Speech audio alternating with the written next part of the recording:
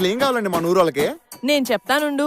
మంచి జరగాలి, ఊరు మారాలి, స్కూళ్ళు కావాలి, జాబులు రావాలి, జాతకాలు మారిపోవాలి.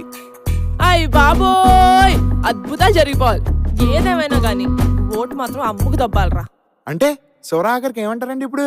డబ్బిచ్చేటోళ్ళని మింగ, ఓట్లం మెట్టోళ్ళని మింగ, 5 ఏళ్లకు అమ్ముడు పోయే గొర్రె మందల్ని మింగ.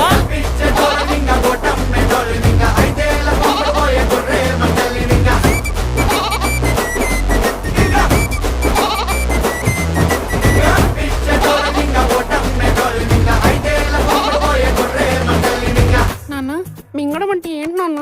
ఇప్పుడు డబ్బులు తీసుకుని ఓట్లు అమ్ముకున్న వాళ్ళందరినీ నమ్మిలి మింగేయాలన్నమాట. నమ్మిలి ఓకే నాన్న.